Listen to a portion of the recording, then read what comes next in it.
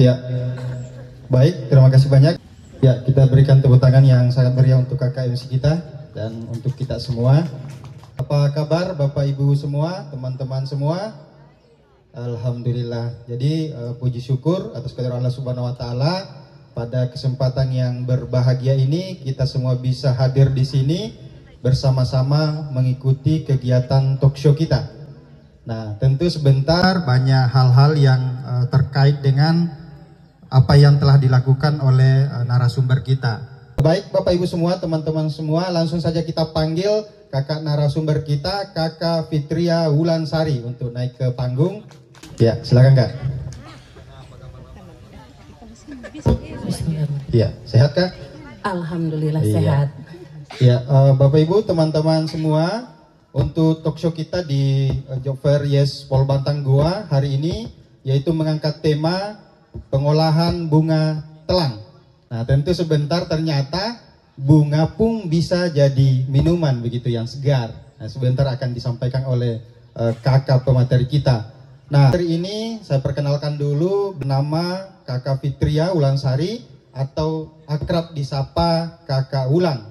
Itu dia dari komunitas kebun tetangga. Itu. Nah, tentu kita semua penasaran di sini kok namanya kebun tetangga ya? Apakah semua kebun tetangganya itu dipakai untuk budidaya atau seperti apa? Nah, itu sebentar akan disampaikan oleh Kakak Wulan. Pertama kali ini adalah pengolahan bunga telang, tetapi sebelum kita ke sana tentunya saya ingin mendengarkan dulu dan kita semua tentu ingin mendengarkan dulu bagaimana sih sebenarnya sejarah daripada kebun tetangga itu tadi, karena kita semua penasaran ini sebenarnya. Kenapa bisa namanya kebun tetangga, kemudian kenapa tiba-tiba hadir di Goa, dari mana saja dulu sebenarnya? Apakah langsung di Goa atau keliling Indonesia dulu dan akhirnya hadir di Goa dan melakukan budidaya terkait dengan beberapa budidaya yang ada di kebun tetangga. Nih, silakan Kak. Baik, bismillahirrahmanirrahim. Assalamualaikum warahmatullahi wabarakatuh. Terima kasih untuk pagi ini saya dipercayakan untuk mengisi talk show ya Kak. Mengenai sejarah kebun tetangga sendiri, awalnya kebun tetangga berdiri di akhir tahun 2020 pada saat pandemi. Itu saya dan suami saya yang memang awalnya saya yang hobi Pak. Jadi awalnya itu kami tidak berdomisili atau tinggal di Sulawesi Selatan, kami lama tinggal di Pulau Jawa.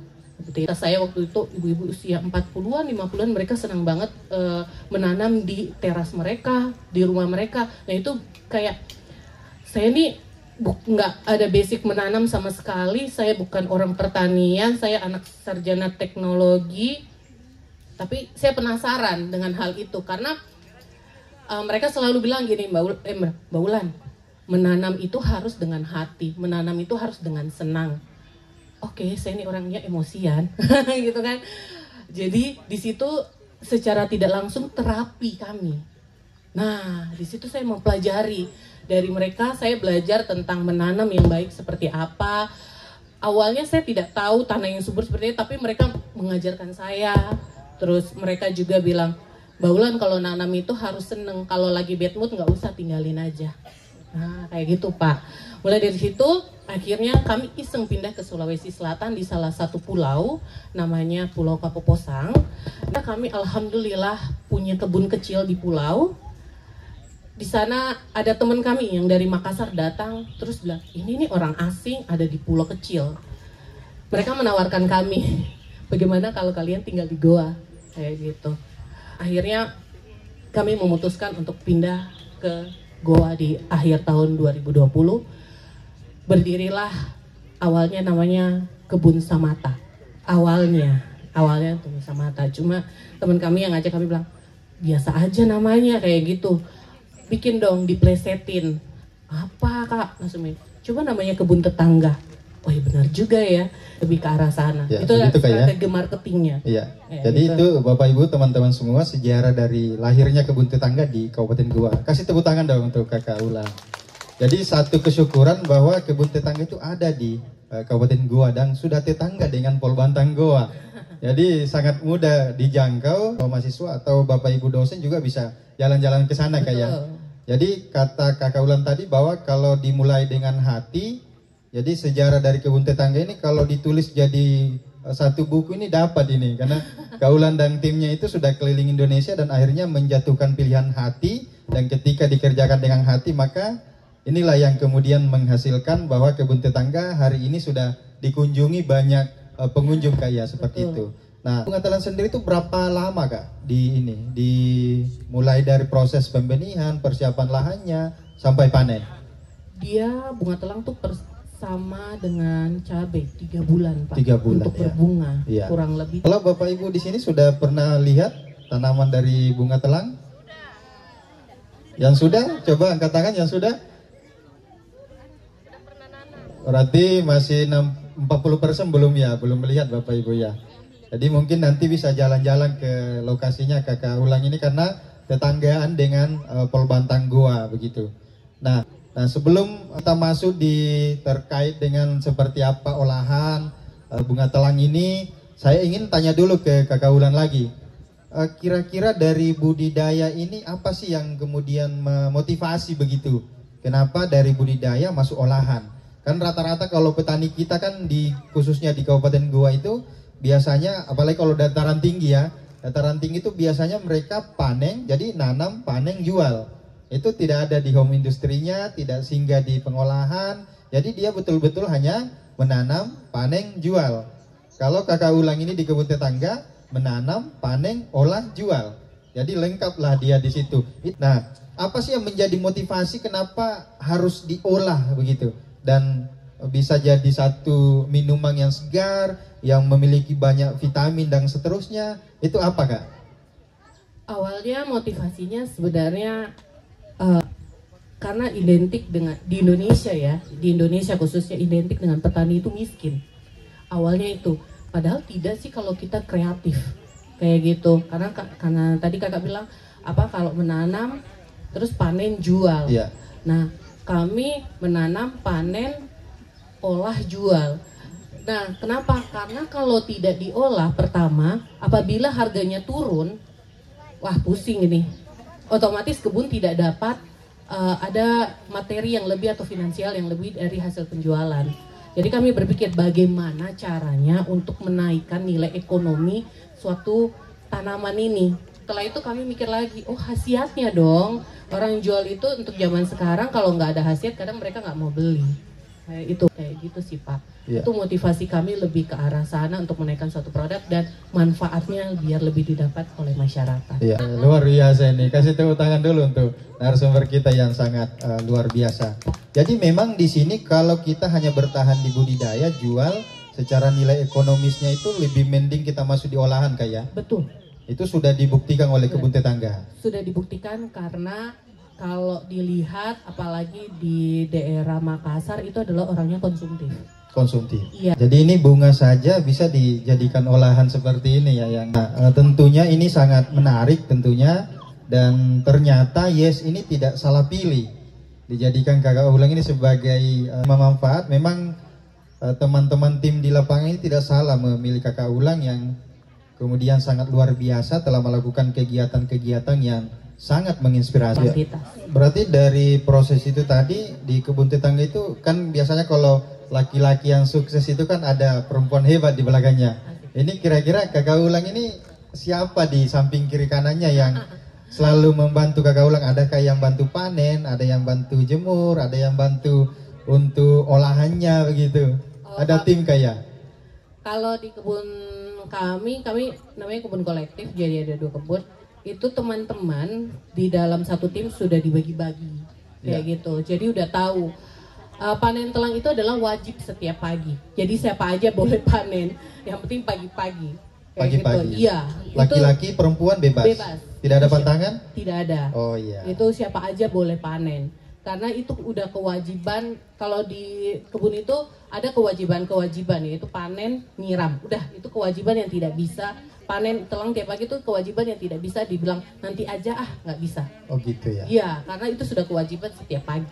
Berarti panen ikut nyiramnya gitu. Ya, atau betul. nyiram dulu baru panen?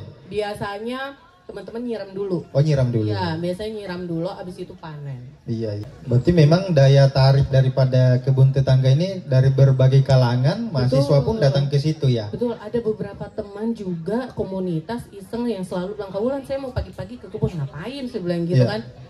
Saya mau petik telang. Oh gitu. Bahkan saya cuma mau nyiram. Oh oke, silahkan. Oh healing. Kalau anak kata sekarang healing kayak gitu.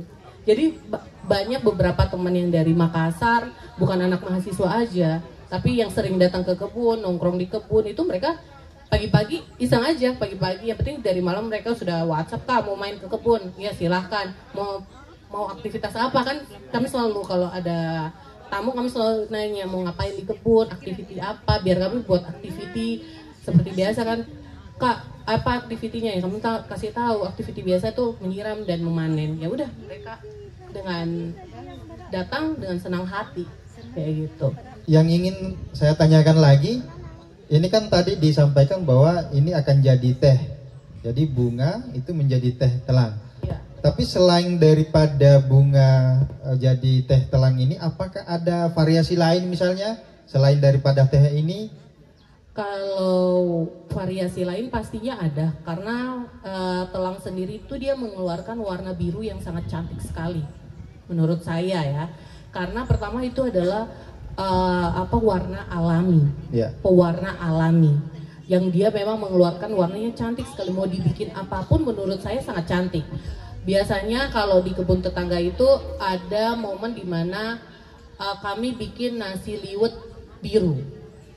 Jadi warnanya itu dari bunga telang. Banyak sih, dibikin variasi minuman juga banyak kayak gitu. Jadi memang telang itu adalah menang di warna sama di khasiat. Jadi bersyukurlah kalau punya tanaman di daerah tropis seperti ini, yaitu bunga telang. Iya. Gitu, kan. Tapi ini bunga telang ini kalau dibudidayakan, apa bisa dibudidayakan dataran tinggi, dataran rendah? Bisa banget. Oh, semuanya bisa ya? Bisa banget. Karena telang ini justru di dataran tinggi itu biasa bunganya lebih besar. Oh gitu. Iya. Ya, masih penasaran ibu-ibu semua yang nanti bisa ke sana Bu, bisa menghubungi langsung Kak Wulan, bisa menghubungi kami dari Yes, dari Fasmo Mobilizer, itu bisa menghubungi, nanti sekalian kita sama-sama ke sana supaya tidak penasaran lagi begitu. Ya. Kalau dari segi harganya sendiri Kak, misalnya yang satu botol besar ini itu apakah memang cuma satu ukuran begini atau macam-macam, dan harganya itu berapa Kak? Kalau di kebun itu jualnya ada yang 250 mili dan 1 liter, jadi 2 kemasan. Kalau 250 mili kami harga jualnya 15.000, kalau yang 1 liter 60.000. Seperti itu. Bunga telang ini memang hal baru yang diperbincangkan saat ini dan sangat tren.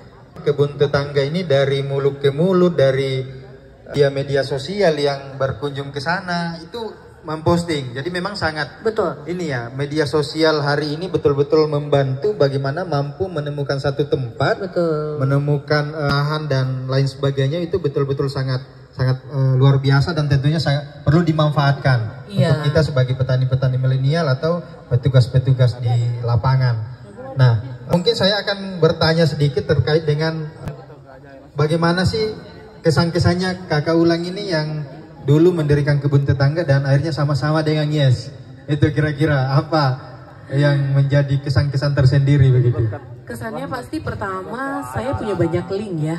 Karena membangun kebun sendiri bukan kebun aja, tapi kita membutuhkan partner kerja, partner link. Karena kalau ketika kita membutuhkan sesuatu, gampang nyarinya Kak. Itu yang selalu saya terapkan dari usia saya muda dengan suami saya ketika kami traveling. Itu yang kami masih jaga sampai sekarang, yaitu partner link. Karena kalau ketika kita membutuhkan sesuatu, gampang nyarinya Kak. Itu yang selalu saya terapkan dari usia saya muda dengan suami saya ketika kami traveling. Itu yang kami masih jaga sampai sekarang, yaitu partner link sampai kapanpun harus dijaga dengan baik. Itu kesannya. Karena kenapa teman-teman di sini membuka partner link kami dan membuka rezeki secara tidak langsung ke beberapa, ya dari satu kan bisa ke yang banyak ya. Kalau kata teman saya dan beberapa dan kata suami saya, bukalah keran-keran, entah keran mana yang akan menjadi rezeki kamu. Nah di situ yang kami oke, kami harus menjaga semuanya. Itu sih. Berarti bisa dikatakan Yes ini luar biasa ya. Betul sekali. Tepuk tangan dong untuk program Yes. Iya. Jadi betul-betul kebun tetangga ini terbuka untuk siapapun. Betul. Baik daripada program-program pemerintah, dari komunitas-komunitas, dari siswa-mahasiswa, itu betul-betul sama-sama belajar di sana kayak. Betul sekali. Jadi tadi saya dengar dan disampaikan bahwa hal-hal yang sangat luar biasa, tapi tentu semua perjalanan, semua komunitas, semua usaha pasti ada tantangannya. Nah, kenapa Kaulang ini mampu melalui sampai hari ini? Mungkin perlu juga disampaikan ke kita semua ini, supaya kita yang hari ini mengeluh bahwa saya punya usaha tapi berhenti ini. Mungkin kalau disampaikan Kaulang pasti ada banyak tantangan-tantangan yang dihadapi, mengelola lahan yang begitu luas dan pasti tidak langsung rapi dan bersih kayak, pasti butuh perjuangan-perjuangan di lapangan yang akhirnya bisa membawa kebun tetangga untuk hari ini. Mungkin suka dukanya bisa juga disampaikan ke kita semua Kak. Kalau biasanya di tim kami selalu ingat niatnya. Itu niat yang awalnya. Niat awalnya. Kita bekerja itu ibadah, itu pasti. Kita bekerja ibadah karena Allah. Ya udah ikhtiar aja semua. Mau jalannya seperti apa ikhtiar, karena setiap pekerjaan apapun yang dijalani pasti ada tantangannya. Sekecil apapun tantangannya, entah itu mungkin dari SDM-nya, atau mungkin dari partnernya, atau mungkin dari timnya sendiri, kayak gitu. Semua dijalani aja. Jadi itu tantangan-tantangannya, harus selalu terbuka, harus curhat-curhatan dan mencari solusi terbaik. Betul. Bagaimana komunitas itu bisa terus berlanjutan. Jadi kebun tetangga bukan hebat di awal-awal, tapi hebat untuk seterusnya begitu ya. Tepuk tangan dong untuk Kakak Ulang. Nah itu tantangan tadi terkait dengan komunitas. Kalau tantangan mengolah ini, apakah pernah gagal langsung ditemukan bagusnya? Atau itu harus diuji coba berkali-kali dan masuk di pasar begitu? Setiap buat produk pasti tantangannya adalah gagal. Gagal. Dan ya? saya sangat suka kegagalan. Oh iya. Iya benar, saya sangat suka kegagalan. Karena di mana saya gagal, saya selalu belajar hal yang baru. Yaitu pertama saya harus sabar. Karena menikmati proses itu wajib. Menikmati proses itu harus dengan kesenangan. Itu sih, berarti orang sukses itu adalah orang yang menghargai proses ya. Betul. Jadi sabar. Berarti sabar di sini menemukan gagal, mencari solusinya ya. Betul. Dan tidak jatuh di lubang yang sama begitu. Betul. Jadi betul-betul ada sebuah proses dari tangga satu ke tangga berikutnya dan akhirnya menemukan kesempurnaan. Betul. Nah kita kembali ke olahan ini tadi. Kira-kira kalau teman-teman di sini, ibu-ibu di sini ini langsung mau mengolah, misalnya langsung mau mempraktekkan, itu kira-kira dalam waktu 1 hari 2 hari sudah bisa mandiri begitu kayak? Bisa. Bisa ya? Iya, bahkan mungkin dari hal kecil, mungkin nanti saya akan praktekkan bikin puding lumut telang. Itu bahkan bisa hari ini dan bisa dipraktekkan di rumah, bahkan bisa langsung menjual juga bisa. Oh gitu. Iya. Berarti sangat-sangat betul-betul sangat mudah begitu ya? Ya, dan juga mungkin kalau teh telang, ibu-ibu atau siapapun yang ada di sini juga saya akan ajarkan bagaimana mengolah teh telang yang baik. Karena telang itu tidak boleh panas kompor. Nanti saya jelasin, tidak boleh panas kompor mendidih dikasih, karena nanti di situ antioksidannya hilang. Iya, itu. Tapi mungkin sebelum kita masuk di simulasinya, mungkin ada yang mau ditanyakan dulu dari ibu-ibu atau teman-teman semua sebelum kita masuk di simulasi. Ada? Bapak di belakang, silakan Pak. Oh ya, jadi pertanyaan Bapak di belakang, Pak dosen di belakang, bagaimana cara budidaya Pak ya? Ya, mungkin bisa dijelaskan Kak. Oke, kalau budidaya telang sendiri, kalau di kebun kami ya Pak ya, pertama otomatis kami suburkan tanahnya dulu, karena semua tanaman itu bermula dari tanah yang subur, itu sudah pasti. Ya. Terus yang kedua, menyemai telang itu sebenarnya sangat gampang sekali Pak, seperti menyemai bibit pada umumnya aja. Cuma kalau budidaya sendiri kami harus menghitung satu bedengan, kira-kira kalau dia butuhkan berapa pohon telang. Kami kalau tidak salah itu satu bedengan lebih dari 30 bunga telang, karena bunga telang itu merambat kayak gitu ya, bunga telang itu merambat. Dan kami hitung juga kalau sekali panen itu kalau lagi pas bagus-bagusnya cuaca, apalagi kalau habis hujan, itu bunga telang banyak sekali yang keluar. Di situ kami harus lihat juga panen maksimal per hari, tapi setelah dikeringkan itu berapa hasilnya. Nah itu juga dihitung kembali. Kayak biar telang juga bermain di cuaca. Kayak gitu Pak. Mudah-mudahan bisa menjawab Pak. Jadi bunga telang ini tidak butuh lahan yang luas begitu kayak? Tidak butuh lahan yang luas, cuma butuh. Berarti di perumahan-perumahan memang boleh, bisa ditanami boleh, ya? Di perkarangan rumah boleh, perkarangan banyak kok. Iya. Iya. Cuma dia karena kalau di bedengan, kalau kayak kemarin itu gulmanya atau rumput biasanya, gulmanya itu harus segera dicabut karena mereka rebutan nutrisi. Jadi kan kalau tanah kan harus dikasih makan terus tuh sama kompos kayak gitu kan.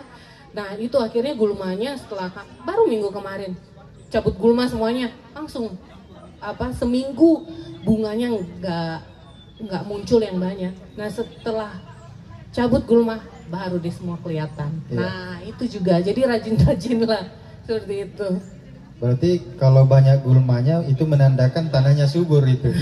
Tinggal bagaimana kalau di gua itu cap 55 namanya kalau kami di dataran tinggi. Cap 55 itu tangan, jadi kerajinan. Kalau petaninya tidak rajin ke sana, maka rumputnya akan lebih tinggi daripada tanamannya. Karena mereka nutrisi Pak. Iya, iya. Ya, mudah-mudahan bisa menjawab. Nah, sekarang kita masuk ke sesi simulasi. Jadi kami berharap ibu-ibu, teman-teman semua tetap di tempat. Nanti kakak Ulang mencoba mempraktekkan terkait dengan pengolahan daripada bunga telangnya ini. Ya mungkin langsung saja Kak dipraktekkan prosesnya. Ya. Kalau mau gabung boleh loh ibu-ibu. Ya beberapa orangnya supaya teman-teman di belakang juga masih bisa melihat. Baik, kita kasih tepuk tangan yang sangat meriah untuk kebun tetangga, untuk Kak Ulang. Ini kita sudah dapat ilmunya. Ini kayaknya berapa SKS ini ibu-ibu ini? Ini sudah dapat materinya, dapat langsung praktek dan langsung dicicipi. Itu 9 SKS ya. Iya. Jadi sangat luar biasa apa yang sudah dipraktekkan di kebun tetangga. Dan kebun tetangga satu hal yang sangat menarik karena menjadi bahagian daripada program YES. Tepuk tangan dong sekali lagi untuk program YES dan kebun tetangga. Nah mungkin selanjutnya kita karena waktu kita ingin closing statement Kak, siapa tahu ada hal-hal yang masih perlu disampaikan ke kita semua, ke teman-teman semua, supaya kita semua ini bisa termotivasi. Bagaimana kita bisa dari anak muda, dari komunitas itu bisa melakukan hal-hal positif dan itu bisa menginspirasi banyak orang. Silakan Kak. Kalau closing statement saya setiap saya berikan adalah cintailah setiap proses apapun itu yang dilakukan. Cintai apapun, mau gagal, mau berhasil, cintai semuanya. Kayak gitu. Karena disitulah kita bertumbuh bersama. Kayak gitu Kak. Iya, sangat luar biasa. Ya, dan tentunya sebagai kesimpulan maka ketika kita mengerjakan sesuatu maka kerjakanlah dengan hati. Karena menanam dengan hati yang senang adalah kemewahan seperti kebun tetangga. Iya, tepuk tangan untuk kita semua. Terima kasih program YES, terima kasih Polbantang Goa, terima kasih Kakak Ulan dan seluruh tim, terima kasih Bapak Ibu semua yang sudah menyempatkan waktu. Terima kasih kepada semua Bapak Ibu semua, teman-teman semua. Saya Jamal, terima kasih, mohon maaf bila ada salah kata selama berlangsungnya talk show ini. Sekian saya kembalikan ke MC kita. Assalamualaikum warahmatullahi wabarakatuh.